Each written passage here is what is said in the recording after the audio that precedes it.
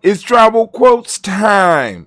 So, family, I want to welcome you to, I guess I said the title about 15 times and it was up there. Maybe I said it more than that, but regardless, I want to welcome you to Tribal Quotes. First off, family, I need to remind you, make sure that you like and you subscribe because we doing work around here. We're trying, and hopefully everything will work out. But yo, I want to welcome you to the congregation of the mighty, the home of the stubborn minority, the place where your hustle builds muscle. This is Gye-Nyame Journey Media.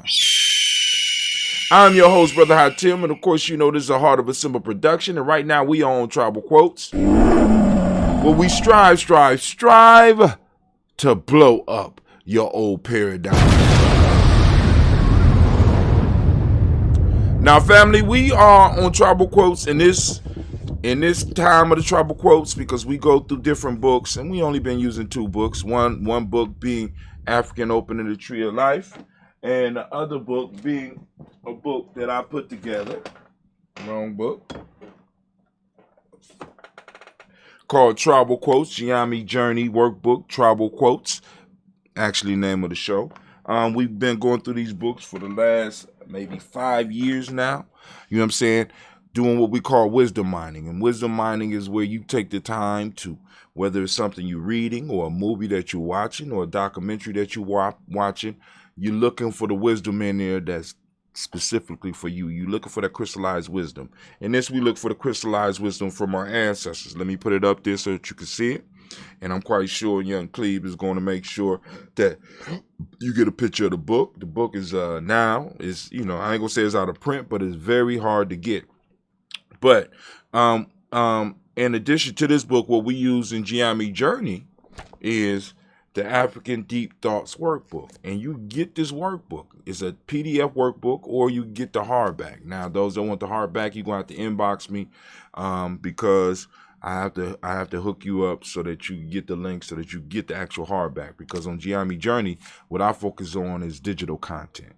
We're real big on building up a digital platform because everywhere people go, they got their phones. So just like for me, when I walk, I got my whole music library, all the songs that I like and I want to hear.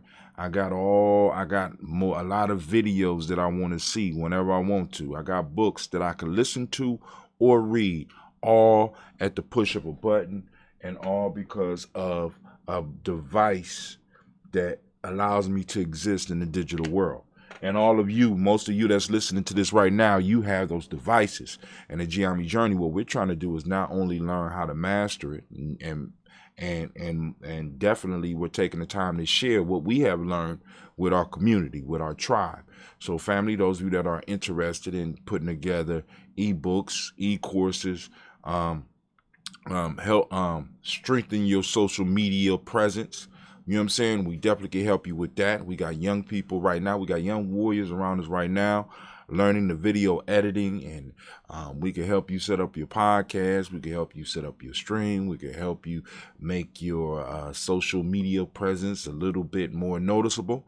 You know what I'm saying? You get in touch with us here at G&J.media, you know what I'm saying? Or you could just go check and hook up with us, take the e-course, go to free GNJecourse.com. But without any further ado, I want to introduce one of the books. This book was put together by a sister by the name of Terahasa Lee Nchiganji.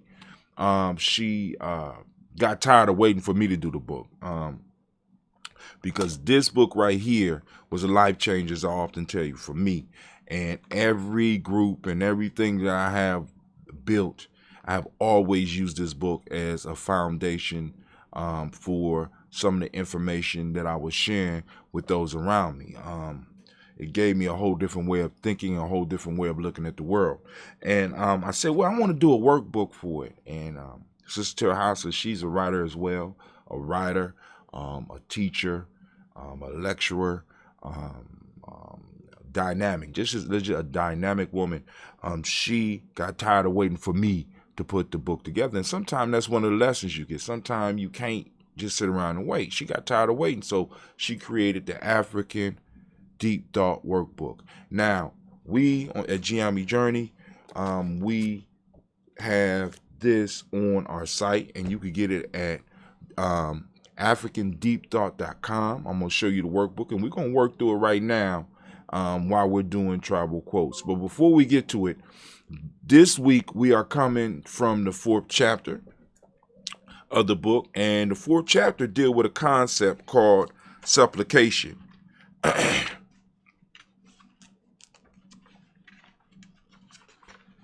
Actually, I don't even have to go through the workbook, do I?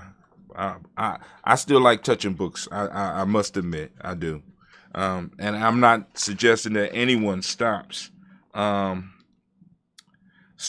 buying books, but like I said, we got them in a quicker way. So let's go and get set up so that we could go and do what we need to do. All right. So before we go too deep into the proverbs that we're going to be covering this week, I want to cover the concept of supplication. Supplication, an act or instance of supplicating, humble prayer, entreaty, or petition.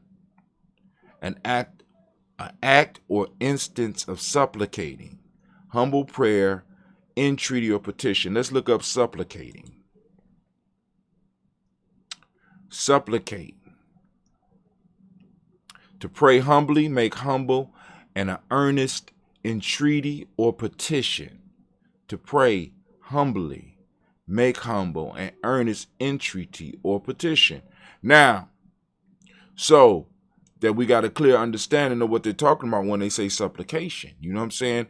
A humble prayer, a humble ask, being able to humble ourselves. And in this chapter, they talk about the power of supplication, right? The power of being able to make yourself humble. All right. So that you can receive. And we are on proverb is my fault. It's chapter 3. My fault. It's chapter 3. Chapter 3, proverb number 4. And it says, the first one says, right supplication is not for oneself, but for oneness, say the knowledge holders. It is connecting in order to center. Right supplication is not for oneself, but for oneness, say the knowledge holders. It is connecting in order to center. All right, let's move to the next one. Proverb number 3:5. Now, this is a workbook, and it's a writable PDF so that you can get in here, you can keep your notes and your thoughts on what's going on with these proverbs. And Sis has set it up so that you could go and ask, ask yourself some important questions and still be able to, get your thoughts down and come back and look over them and be shocked at how much you have grown past some of them, or grown into some of them, or even what's crazier, when you have grown away from some of them. All right. By us journaling and writing our thoughts down where we are, what this gives us an opportunity, it gives us a touchstone that we can always come back to and be like, wow, I can't believe I was thinking like that. Or wow, I can't believe I can't believe I was thinking like that 5 years ago. It gives you something so that you can always keep yourself centered, which is mentioned in the first proverb. Say the knowledge holder, supplication is adoration of the greater, but raising of the smaller. It is kneeling to heighten. Say the knowledge holders, supplication is adoration of the greater, but raising of the smaller. It is kneeling to heighten. All right. Then we're going to go to proverb, the 6th one in this one, and the last one. Say the knowledge holders, bowing is washing. Bowing is washing. So, since this is pre-recorded, I won't be asking for what number and stuff like that like I usually do, because we usually have conversations around these. But since I'm pre-recording them, we can't. And like I said, feel free to put your comments down, your ideas down, your agreements or disagreements, because like I said, Brother Hatim is not the final say on any of this. I'm only sharing my experience. I'm only sharing where I've been or what I know. And that's all I could do. And hopefully it will produce some value in your life, or motivate you to move to another level, or motivate you to do something. and use, or totally disagree with it. And you know what I'm saying? And maybe shine a new light that the world might need. So the first one, Proverb from chapter 3, verse 4, or Proverb 4, right supplication is not for oneself, but for oneness, said the knowledge holders. It is connecting in order to center. Now, being a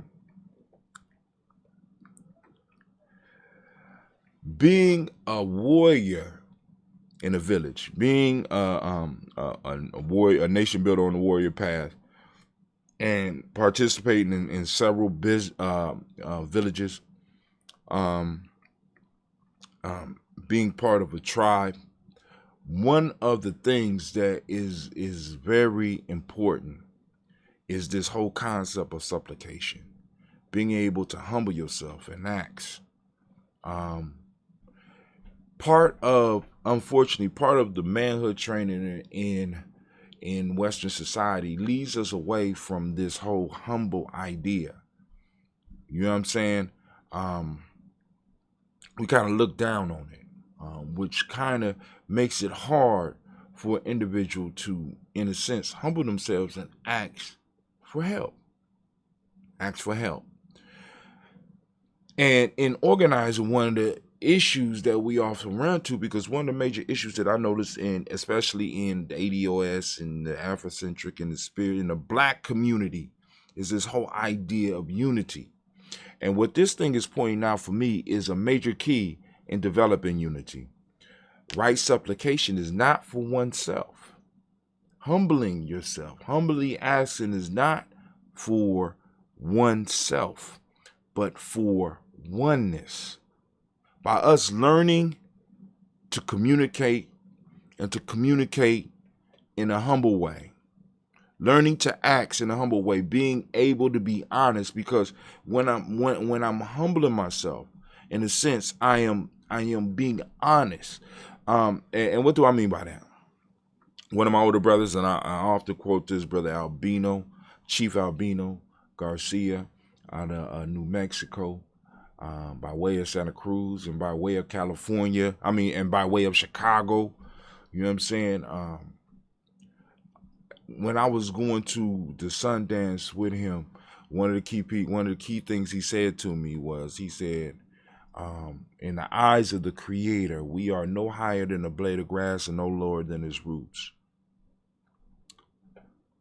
And one of the big things that I think a lot of us wrestle with is our place in the scheme of things, because in Western society and many in Eastern and a little bit everywhere, as human beings, we want to place ourselves above everything else, which to me becomes kind of dangerous, because that means that we sometimes operate outside of the laws that keep everything in balance, because we're humans. We don't have to follow certain things, but then we start receiving the consequences for us not following those things, and we be wondering, why is this happening to me?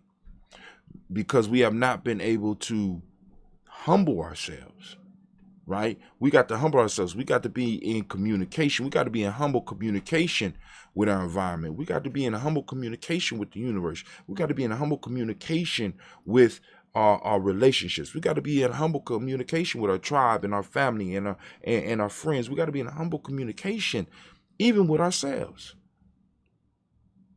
We got to learn to humble ourselves. And in order for unity to work, there has to be a common understanding of a certain level of humbleness. There are people that I find it hard to work with, and in many cases I will not work with, because there's no humbleness in them. Now, I'm not saying that you can't be confident about who you are and confident about your skills, but when you are in need of other things to make what you have click, you have to have some humbleness about you, because what that does is that humbleness opens up a void that others can come in and fill. And in this void that we form when we dealing with each other humbly, it allows this thing called unity, umoja, to actually grow. In order for umoja to grow in our community, we have to carve out a space for it.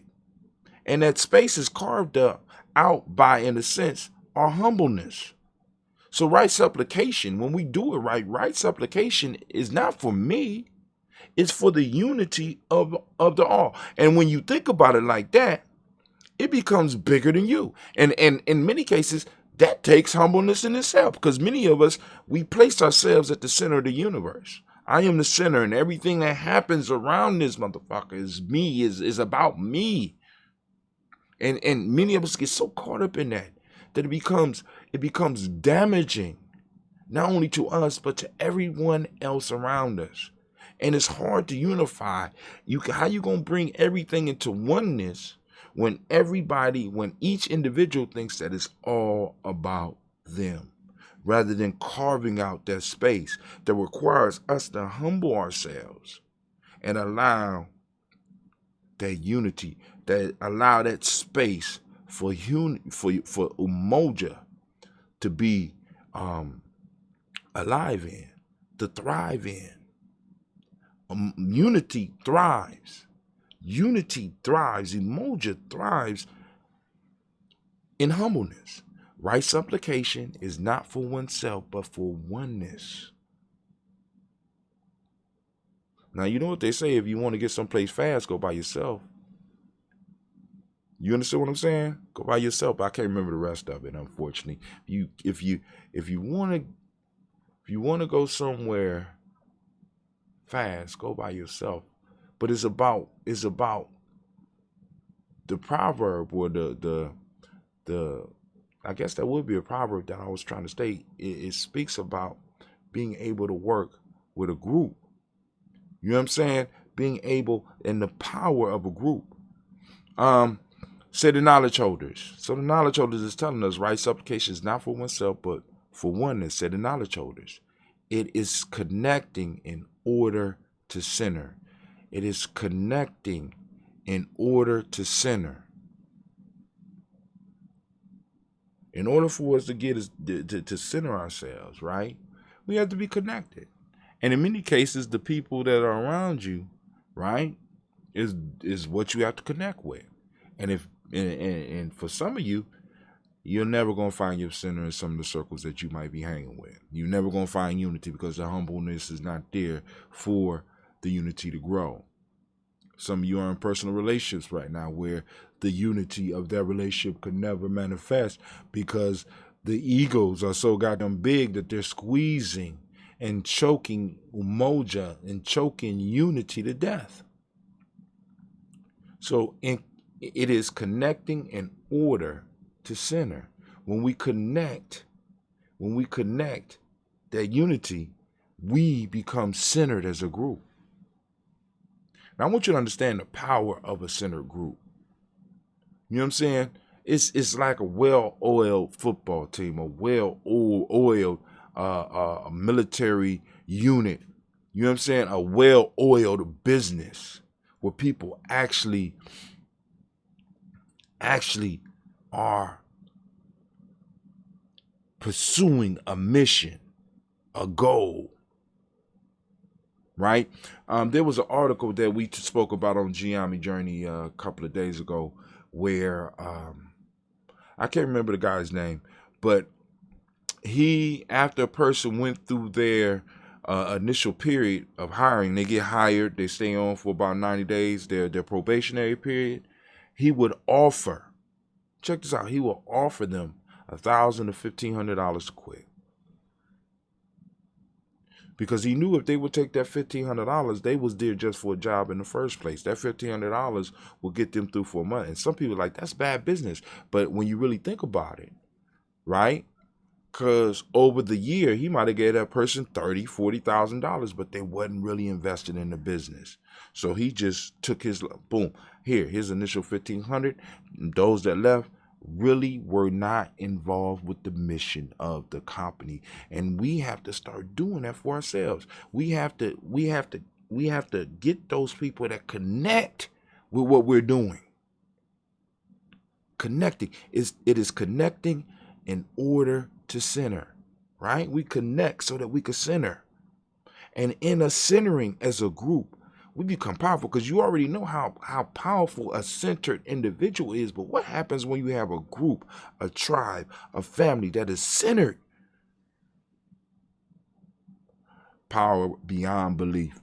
But like I said, you gonna get in here and you can write up and do your writing and stuff like that. Y'all kind of lucky, because I had this.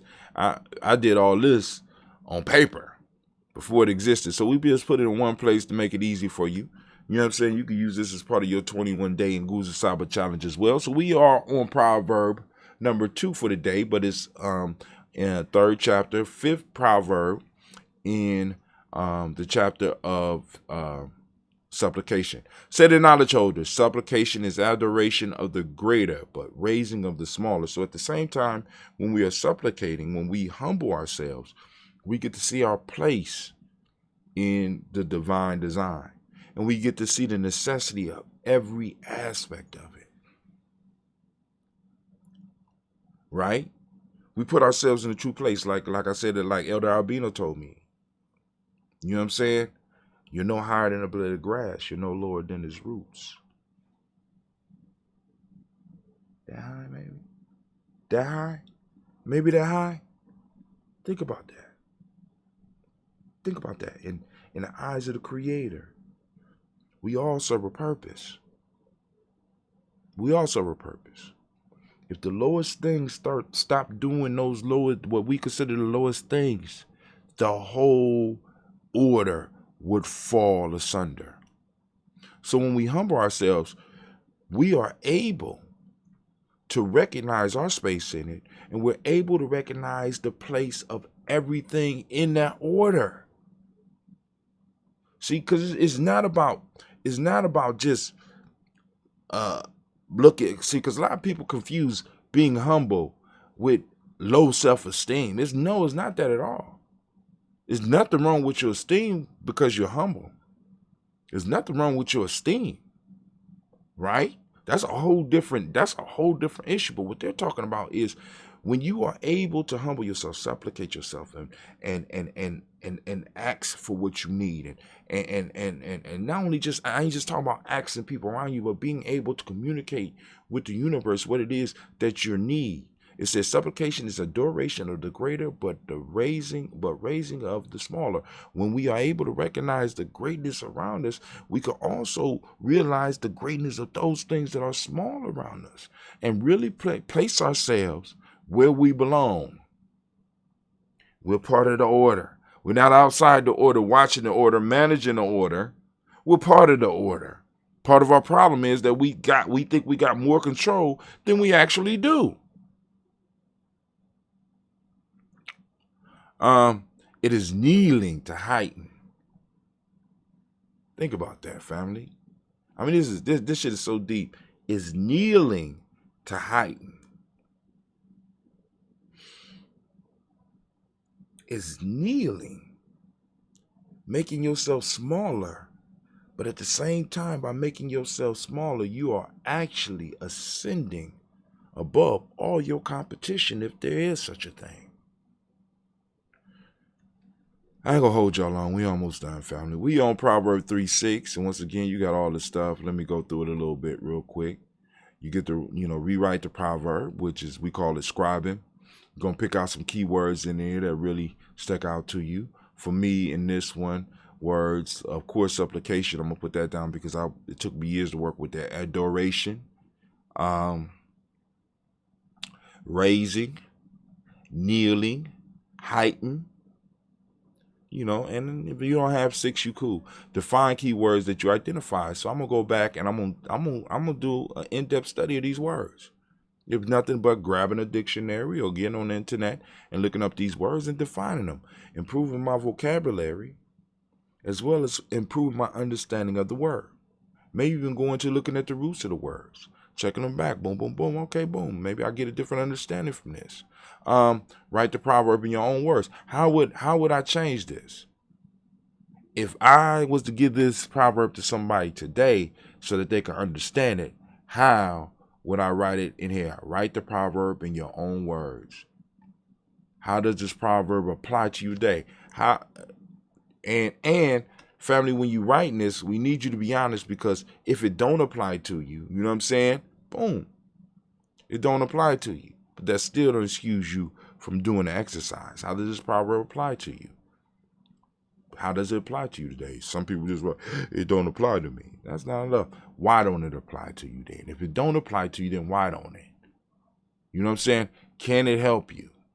Right? Or what positions are you in right now? Could you use this proverb right now in this? How does this proverb apply to you today? Don't be scared. You got to be honest. You know what I'm saying? You got to humble yourself to make this book work. Say the knowledge holders, bowing is washing. You know, people be laughing at me because everywhere I go, I mean, as I got older, you know what I'm saying? I bow to everybody. You know what I'm saying? Good morning. When I first meet you, when I come into my adventure in the morning, I'm bowing to people. Bowing is washing. What is it washing you of? It's washing you of that ego. It's washing you of the dirty parts of that ego, because we do need ego, because I'm not one of those be like, you need to get rid of your, no, that motherfucker protects you. You know what I'm saying? It's a powerful thing. But when I humble myself, I'm humbling myself, I'm bowing. You know what I'm saying? And what's crazy about that one day, it was a joke, because I bowed and somebody said, okay, sensei. And kneeling, you kneel to heighten. I mean, and it just came across in a joke. But at that point in time, a proverb that I'm like, what do they mean by kneeling to heighten? I understand it from a capoeira sense, well, and doing capoeira, because in capoeira you could look like you falling, but actually you preparing to do a kick to the face. I understand that aspect. And as far as the illusion and the being able to contort your body to confuse. But by me doing this for maybe the last 2 and 3 years, I'm bowing to everybody. Somebody was like, yeah, we've been talking about you, calling you the sensei because you bow to everybody, blah, blah, blah. You know what I'm saying? And it's like, wow, okay, all right, sensei. What's a sensei? A sensei is a teacher, whether you joking or not. Just the person saying that, coming out their mouth, it's like, wow, teacher, okay, okay. Bowing is washing. When we bow, you know what I'm saying, we're purifying ourselves, because we have to break through and become humble. And I ain't just talking about bowing to people. You know what I'm saying? Like when you bow or when you kneel to pray, there's a certain humbleness there. A lot of us want to do that in private, but sometimes we got to bow in person, right? We got to bow to remind ourselves our place, somewhere between the top of the grass and its roots, is where we are in the eyes of the Creator.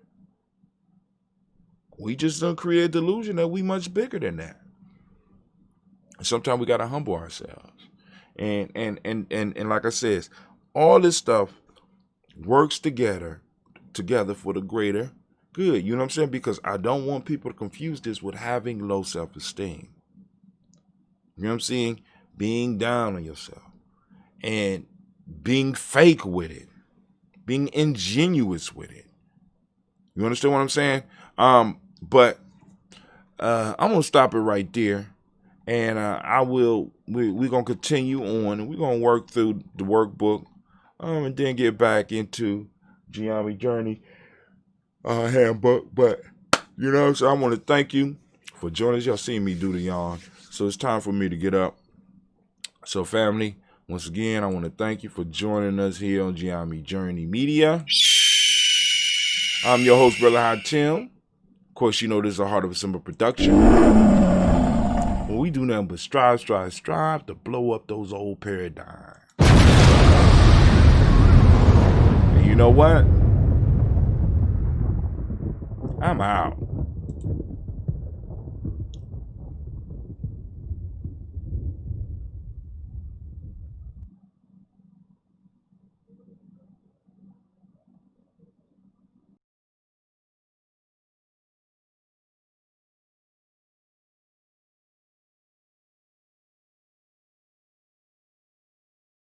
Watch the next video.